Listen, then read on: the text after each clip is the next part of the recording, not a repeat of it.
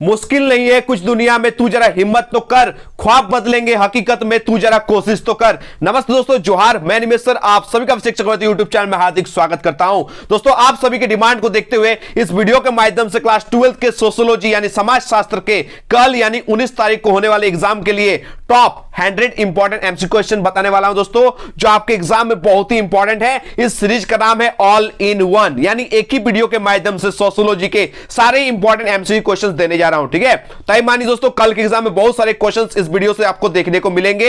यह आप लोगों के लिए बनाया गया, आप लोगों के प्यार और सपोर्ट को देखकर बनाया गया है। ठीक है, तो जल्दी से इस वीडियो को लाइक कीजिए और जमकर अपने सारे दोस्तों पे शेयर कीजिए, क्योंकि ज्यादा बच्चे सोशियोलॉजी के नहीं है। मैं देखना चाहता हूं कितने बच्चे हैं, लाइक कीजिए। ठीक है, और जो भी बच्चे अभी तक इस चैनल से नहीं जुड़े जल्दी सब्सक्राइब कर लीजिए ताकि आगे की वीडियोस की नोटिफिकेशन सबसे पहले आप तक पहुंचे। तो चलिए एक एक करके हम लोग सारे इंपॉर्टेंट जो एमसीक्यू क्वेश्चन है वो देखेंगे। ठीक है, चलिए आज का पहला और इंपॉर्टेंट क्वेश्चन आप लोग देख सकते हैं क्या पूछा गया है।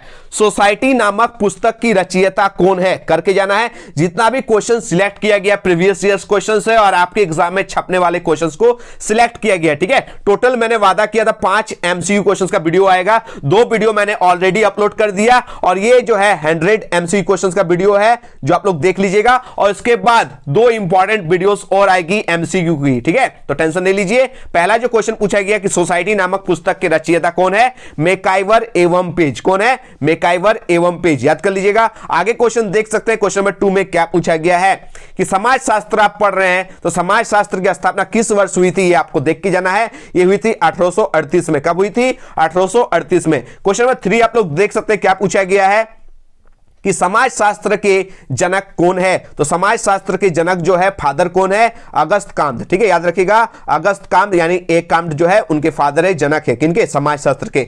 आगे बढ़ते हम लोग क्वेश्चन नंबर 4 की ओर। क्वेश्चन नंबर 4 आप लोग देख सकते हैं, समाज शास्त्र क्या है? तो समाज का शास्त्र यानी समाज का विज्ञान है। समाज शास्त्र क्या है? समाज का विज्ञान है। आगे आप लोग देख सकते हैं क्वेश्चन नंबर 5। ठीक है, क्विक रिवीजन करेंगे, सारे इंपॉर्टेंट एमसीक्यू क्वेश्चन को देख कर जाएंगे। ठीक है, कि सामाजिक संरचना का विचार देने वाला पहला समाजशास्त्री कौन था?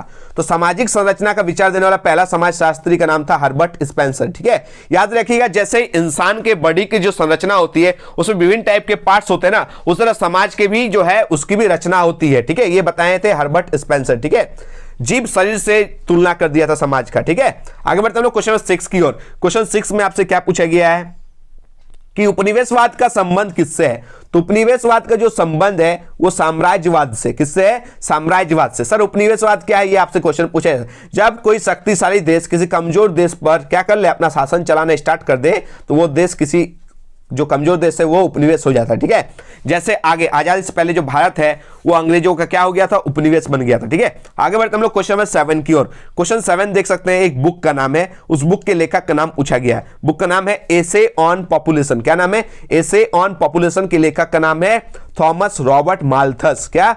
Thomas Robert Malthus. आगे बढ़ सकते हैं हम लोग क्वेश्चन नंबर 8 की ओर कि माल्थस के जनसंख्या वृद्धि के सिद्धांत का उल्लेख किया गया किस बुक में? एसे ऑन पॉपुलेशन में। ठीक है, याद कर लीजिएगा। आगे बढ़ते हैं, क्योंकि समाज शास्त्र पढ़ रहे तो जितने भी समाज है उसके संस्थापक का नाम हम लोग को याद करना है। तो क्वेश्चन 9 आप लोग देख सकते हैं, 9, 10, 11, 12 ये सारे इंपॉर्टेंट क्वेश्चन है जो करके जाना है। ठीक है, तो आर्य समाज की स्थापना किसने की थी? स्वामी दयानंद सरस्वती ने।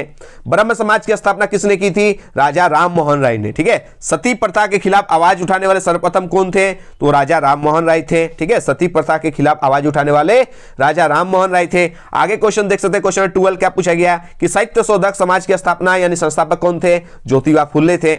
आगे जो क्वेश्चन 13 में पूछा गया वो क्या पूछा गया है कि भारत के राजनीतिक दलों को कौन मान्यता देता है? तो चुनाव आयोग जो है वो मान्यता देता है। ठीक है, आगे बढ़ते हम लोग क्वेश्चन 14 की ओर। क्या पूछा गया आप लोग देख सकते हैं, कांग्रेस पार्टी की स्थापना जो है वो कब हुई? तो कांग्रेस पार्टी की जो स्थापना हुई थी 1885 में हुई थी और इसके जो फाउंडर है, संस्थापक है, वो ए.ओ. ह्यूम है। ए.ओ. ह्यूम, याद रखिएगा, ए.ओ. ह्यूम जो है कांग्रेस पार्टी के संस्थापक। कांग्रेस पार्टी की स्थापना हुई थी 1885 में, याद रखिएगा। आगे बढ़ते हम लोग क्वेश्चन 15 की ओर। पंचायती राज अधिनियम कब पारित हुआ था? 1959 में। कब हुआ था? 1959 में। आगे देख सकते हैं क्वेश्चन 16 में क्या पूछा गया है कि पंचायतों का कार्यकाल कितने वर्षों का होता है? 5 वर्षों का होता है। ठीक है, देखिएगा आप लोग के एरिया में जो गांव घर से है उन लोग का जो मुखिया का जो इलेक्शन होता है वो 5 सालों के लिए होता है। कितना? 5 वर्षों का। तो पंचायतों का जो कार्यकाल होता है वो 5 वर्षों का होता है। आगे बढ़ते हम लोग क्वेश्चन 17 की ओर कि नर्मदा बचाओ आंदोलन का नेतृत्व किसने किया? नर्मदा बचाओ आंदोलन का नेतृत्व किसने किया था? मेघा पाटेकर। देखिए नर्मदा बचाओ आंदोलन, चिपको आंदोलन, ये सारा पर्यावरण आंदोलन, जनजाति आंदोलन, जैसे क्वेश्चन समाजशास्त्र में पूछे जाते हैं। आगे देख सकते हैं क्वेश्चन 18 में क्या पूछा गया कि भारत के लोग जो है मुख्य रूप से किस में आश्रित है? तो जानते होंगे भारत में शहर की तुलना में गांव ज्यादा है। गांव के लोग जो है मुख्य रूप से किस पर डिपेंड है? कृषि पर। ठीक है, किस पर डिपेंड है? कृषि पर। आगे बढ़ते हैं हम लोग क्वेश्चन 19 की ओर। भारत में राष्ट्रीय जनसंख्या आयोग के अध्यक्ष जो है वो कौन है? वो प्रधानमंत्री। कौन है? प्रधानमंत्री। आगे देख सकते हैं क्वेश्चन नंबर 20 में पूछा गया किस जो राज्य में है साक्षरता दर सबसे ज्यादा है? सबसे ज्यादा पढ़े लिखे लोग केरल में है और सबसे कम, याद रखिएगा, बिहार में। ठीक है, सबसे ज्यादा केरल में, सबसे कम बिहार में, याद कर लीजिएगा। आगे बढ़ते हैं लोग क्वेश्चन 21। परिवार क्या है? तो परिवार जो है दोस्तों याद रखिएगा, परिवार संस्था भी है और समिति भी है, दोनों टिक कीजिएगा। ठीक है, परिवार क्या है? संस्था भी है और समिति भी है। ठीक है, क्वेश्चन 22। कृषक आंदोलन के जनक, एकदम करके जाना है, कृषक आंदोलन के जनक कौन है? स्वामी सहजानंद सरस्वती। ये देखिए, ये स्वामी होते हुए, ठीक है, सन्यासी होते हुए भी रोटी को भगवान माने थे और कृषक को यानी किसान को भगवान से भी ज्यादा माने थे। तो ये कृषक आंदोलन के जनक कौन थे? स्वामी सहजानंद सरस्वती।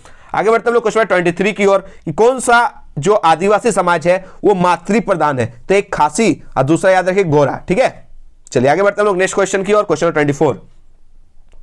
सरहुल किस राज्य का प्रसिद्ध पर्व है? आप सही पता है, सरहुल जो है वो झारखंड का प्रसिद्ध त्योहार है। ठीक है, याद रखिएगा, सरहुल किस राज्य का प्रसिद्ध त्योहार है? झारखंड का। आगे बढ़ते हम लोग क्वेश्चन 25 की ओर। सरना किसका धार्मिक स्थल है? आप सही पता है, जो लोग मुंडा जनजाति से बिलोंग करते हैं, कौन कौन है कमेंट बताइएगा। सरना कौन कौन जानते हैं? ठीक है, ये आदिवासी लोगों को जानना चाहिए। तो सरना किनका धार्मिक स्थल है? मुंडा का। ठीक है, याद रखिएगा, मुंडा का। आगे बढ़ते हम लोग क्वेश्चन 26 की ओर। क्षेत्रवाद समस्या का मुख्य कारण कौन है? भाषाई भिन्नता। क्या है? भाषाई भिन्नता जो है वो क्षेत्रवाद समस्या का मुख्य कारण है। आगे देख सकते हैं क्वेश्चन 27 की ओर। जनसांख्यिकी किसका अध्ययन है? जनसंख्या का। देखिए यहां पर है ना जनसंख्या लगा हुआ है, इसलिए याद रखिएगा क्वेश्चन से मैच करता हुआ आंसर को टिक कीजिएगा, जनसंख्या का। ठीक है, हरित क्रांति एकदम इंपॉर्टेंट क्वेश्चन है। हरित क्रांति से क्वेश्चन पूछे जाएंगे, सब्जेक्टिव पूछे जाएंगे कि हरित क्रांति से आप क्या समझते हैं, उसके सकारात्मक पहलुओं को लिखिए और उसके नकारात्मक पहलुओं को लिखिए। तो हरित क्रांति जो संबंधित है हरा भरा, और हरा भरा क्या होता है? कृषि। ठीक है, आगे बढ़ते हैं हम लोग क्वेश्चन 29 की ओर। क्या पूछा गया देख सकते हैं कि भारत में हरित क्रांति के फलस्वरूप किस खाद्यान्न के उत्पादन में सर्वाधिक वृद्धि हुई? देखिए हरित क्रांति से कृषि पर जो है ना बहुत ज्यादा प्रभाव पड़ा था। किस फसल की पैदावार में सबसे ज्यादा बढ़त देखने को मिली थी? गेहूं। ठीक है, सबसे ज्यादा गेहूं। और सबसे ज्यादा कौन राज्य में सफल हुई थी? पंजाब में, याद रखिएगा। ठीक है, सब राज्य में सफल नहीं हुई थी और सब फसल में उन्नति देखने को नहीं मिली थी।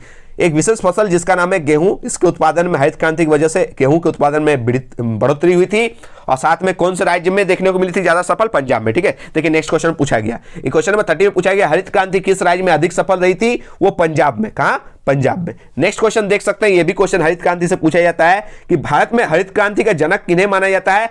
MS धोनी नहीं, MS स्वामीनाथन। याद रखिएगा, MS स्वामीनाथन को हरित क्रांति का जनक कहा जाता है या माना जाता है। आगे बढ़ते हैं क्वेश्चन 32 की ओर।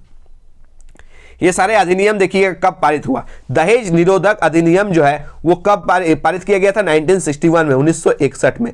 आगे देख सकते हैं क्वेश्चन 33 में क्या पूछा गया कि मंडल आयोग की नियुक्ति कब की गई थी? मंडल आयोग मैंने पढ़ाया था, इनके अध्यक्ष जो थे वो BP मंडल थे। ठीक है, बिंदेश्वरी प्रसाद मंडल, और ये 1979 में नियुक्त की गई थी। और ये मंडल आयोग का डिमांड था 20% जो है OBC को आरक्षण दिया जाना चाहिए सरकारी नौकरियों में। ठीक है, आगे बढ़ते हैं हम लोग क्वेश्चन 34। देखिए पूछ दिया कि मंडल आयोग के अध्यक्ष कौन थे? BP मंडल। कौन थे? BP मंडल। और उस टाइम किस पार्टी की सरकार थी? जनता पार्टी की सरकार थी। ठीक है, आगे देख सकते हैं क्वेश्चन 35 और 36 दोनों में से एक क्वेश्चन तो एकदम फिक्स है, आ सकता है कि वर्ग संघर्ष का सिद्धांत किसने दिया था या फिर श्रम विभाजन का सिद्धांत किसने दिया था? दोनों का एक ही आंसर होगा, कार्ल मार्क्स। क्या हो जाएगा?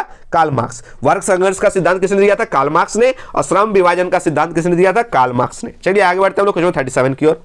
यह भी बहुत पूछा जाता है कि गांव एक लघु गणराज्य है, किसने कहा? मैटकॉफ ने। किसने कहा? मैटकॉफ। आगे बढ़ते हैं हम लोग नेक्स्ट क्वेश्चन की ओर, क्वेश्चन 38।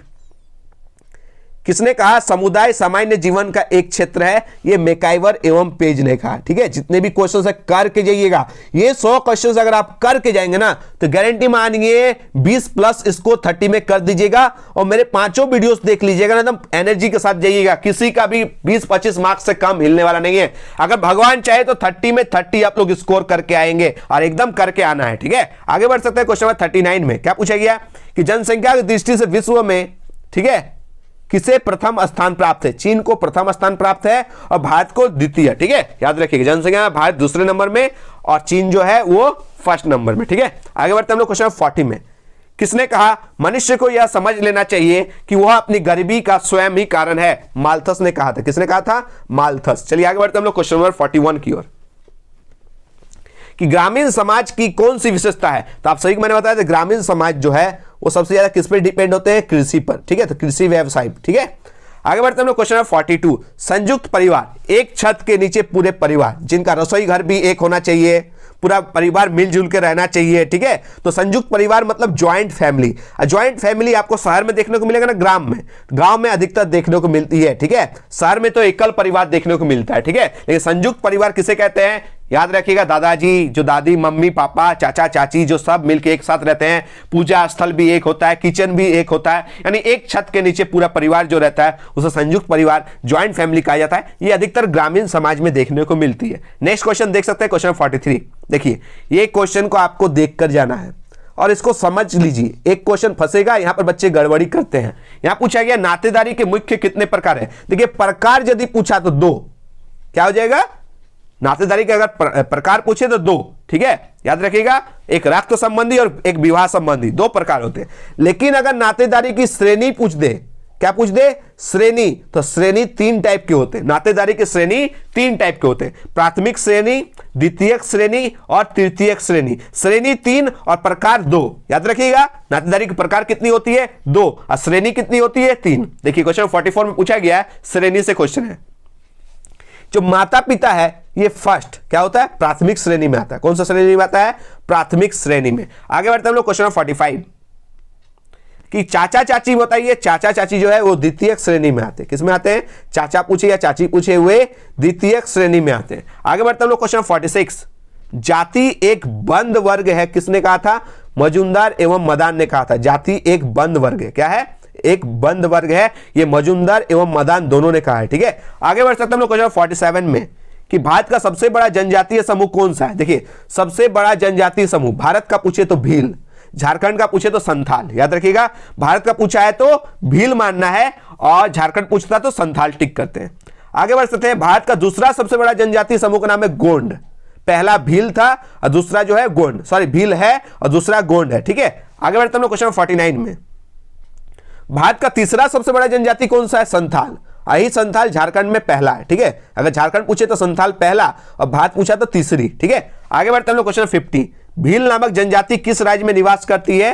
राजस्थान में निवास करती है और भी बहुत सारे राज्य में जो है निवास करती है। ठीक है, जो मैंने कल बताया था। ठीक है, आगे बढ़ सकते हैं क्वेश्चन 51 में कि कौन समस्या जो है जनजातीय जीवन में संबंधित नहीं। देखिए, जनजाति लोग ना है, एक चीज हमको जनजाति समाज में बहुत अच्छा लगता है, वो लोग छुआछूत नहीं मानते हैं। ठीक है, छुआछूत अनटचेबिलिटी को जनजातीय जो समाज है ना वो नहीं मानते। ठीक है, हिंदू समाज में छुआछूत देखने को मिलता है, लेकिन जनजातीय समाज में ना छुआछूत देखने को नहीं मिलता। ये मुझे सबसे बेस्ट लगता है जनजाति में। ठीक है, आगे बढ़ते हम लोग क्वेश्चन 52 में।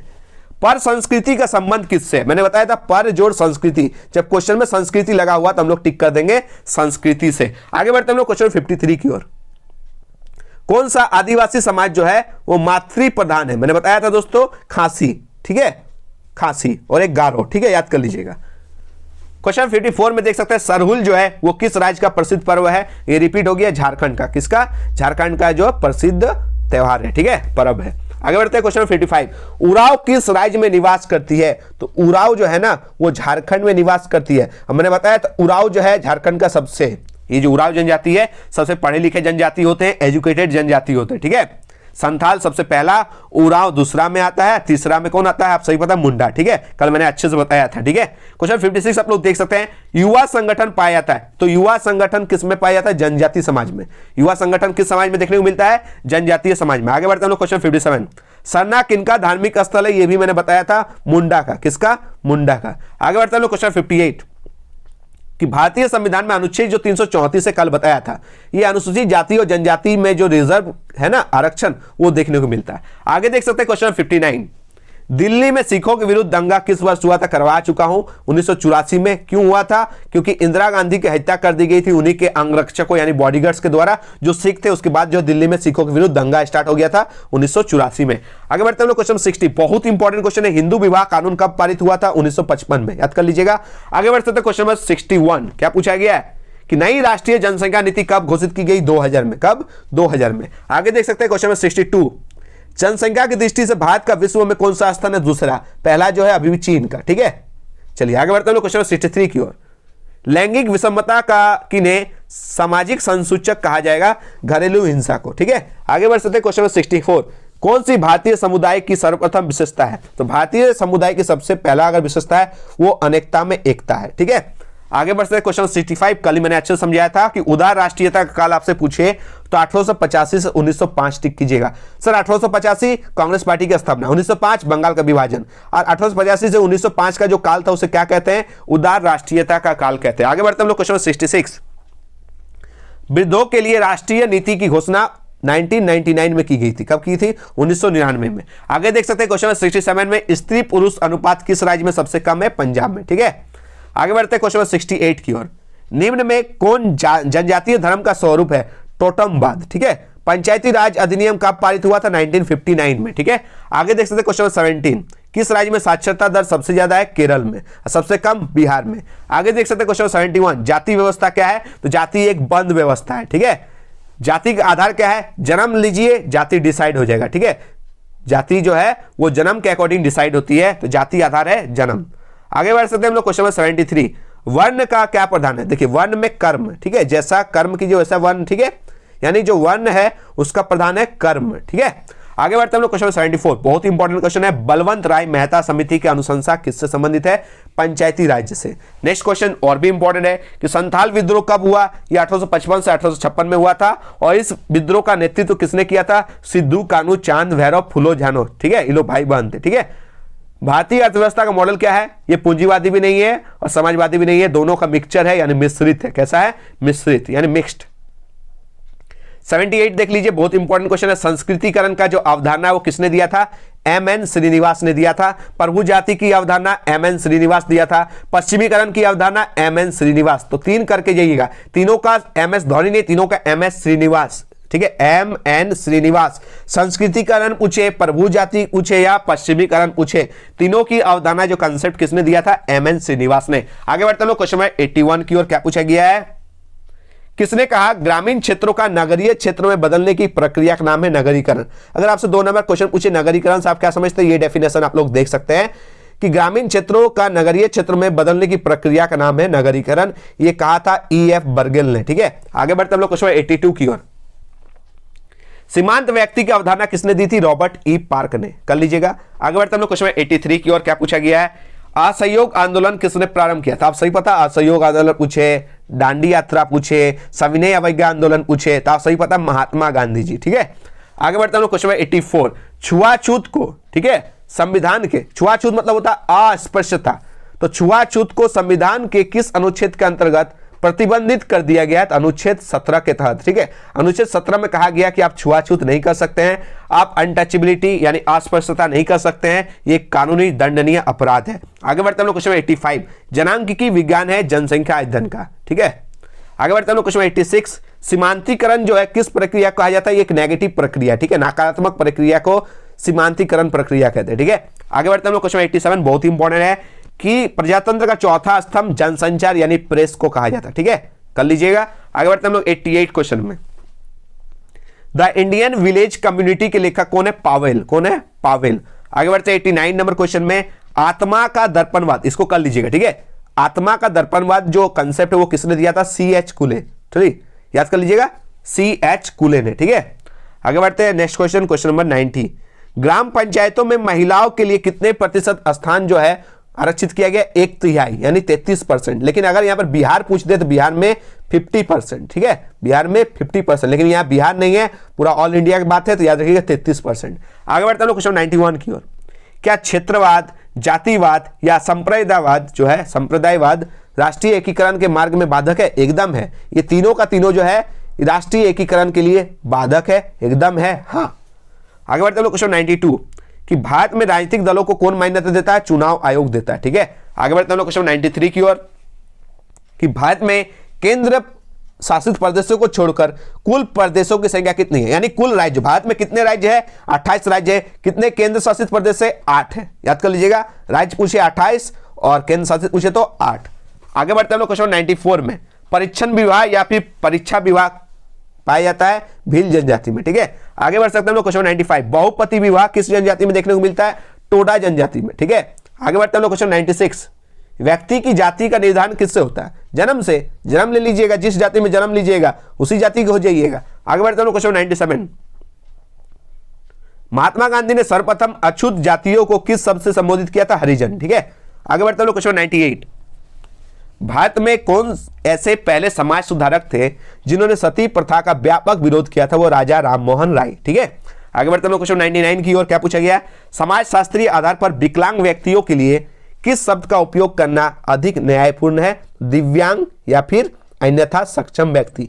अच्छा, दिव्यांग अन्यथा सक्षम व्यक्ति आप समझ सकते हैं, विकलांग जो व्यक्ति होते हैं जो शारीरिक रूप से किसी ना किसी रूप से वो अक्षम होते हैं। ठीक है, या फिर चलने में असमर्थ होते हैं, या उनका जो है किसी ना किसी शारीरिक रूप से जो है वो किसी ना किसी रूप से अक्षम है, यानी सक्षम नहीं है, तो उनको विकलांग कहा जाता है। लेकिन विकलांग के लिए सबसे जो बढ़िया ढंग से अगर नाम यूज करना तो दिव्यांग यूज कीजिए या फिर अन्यथा सक्षम व्यक्ति यूज कीजिए। चलिए आज का लास्ट और अंतिम क्वेश्चन देख सकते हैं, ये ऑल इन वन वाली सीरीज का क्वेश्चन नंबर 100, जबरन नसबंदी कब और किसकी सरकार के काल में हुई थी? वो आपातकाल के समय कांग्रेस सरकार के काल में हुई थी। ये था दोस्तों top 100 MCQ question all in one series, जिसको देखकर जाना है। और मैंने बताया था कि 5 वीडियोस मैं दूंगा MCQ को, वो देखकर जाइएगा तो आप लोग तबाही मचा कराएंगे। तो ये 100 को देख लीजिए कल।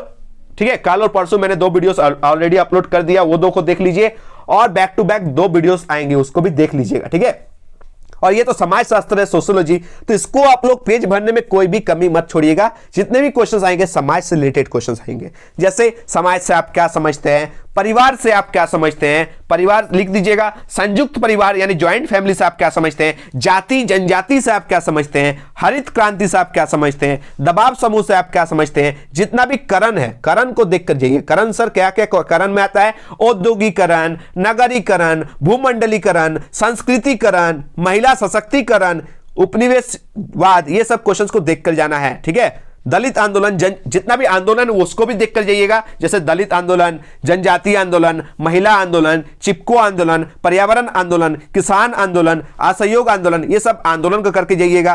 पंचायती राज को देखकर जाना है, परियोजना कार्य क्या है वो देखकर जाइएगा। तो आपका सोशियोलॉजी क्वेश्चन कहां छूटेगा? एकदम नहीं छूटेगा, तो सब्जेक्टिव में भी फोड़ के आइएगा। ठीक है, मिलते हैं एक नए वीडियो के साथ, धन्यवाद। बस इस वीडियो को लाइक कीजिए, देखना चाहता हूं कितने बच्चे जो है सोशियोलॉजी के बच्चे हैं, लाइक कीजिएगा, इसमें कोई कंजूसी मत कीजिए, क्योंकि आप लोगों के लिए मेहनत किया जा रहा है। सोशियोलॉजी के बहुत बच्चे कम बच्चे हैं, फिर भी मैं आप लोगों के लिए मेहनत करके वीडियोस ला रहा हूं, तो आपका फर्ज बनता है लाइक करना और सारे दोस्तों भी जमकर शेयर करना। ये काम आप लोग कर दीजिए, बाकी तो मैं कर ही रहा हूं अपने स्तर से। ठीक है, तो मिलते हैं एक नए वीडियो के साथ, धन्यवाद, जय हिंद, वंदे मातरम।